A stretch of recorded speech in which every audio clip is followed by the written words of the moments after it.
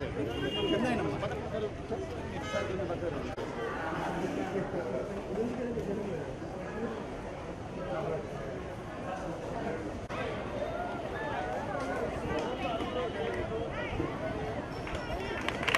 పిల్లలు ఎలా చదువుతున్నారు, వాళ్ళ ప్రవర్తన ఎలా ఉంది, విద్య గురించి సారి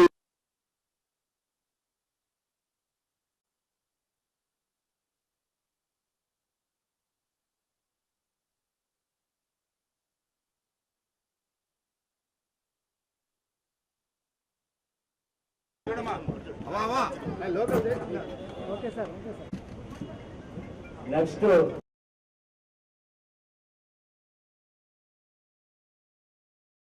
నేను మున్సిపల్ శాఖ మంత్రినైనా ఈ పాఠశాల యాక్చువల్గా మున్సిపల్ శాఖ నుంచి ఎడ్యుకేషన్ శాఖ పూర్తిగా తరలించిన ఈరోజు నేను ఇంకా డిస్కస్ చేస్తున్నాను.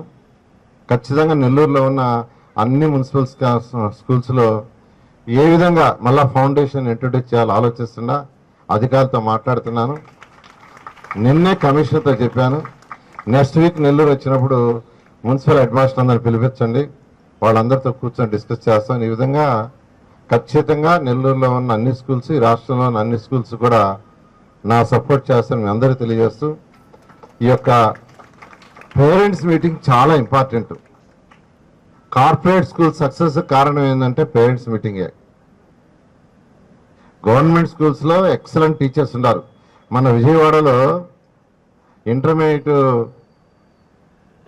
కాలేజీల ప్రిన్సిపాల్స్తో ఒక సదస్సు పెట్టారు. దానికి నేను పోయాను, కమిషనర్ పిలిచారు.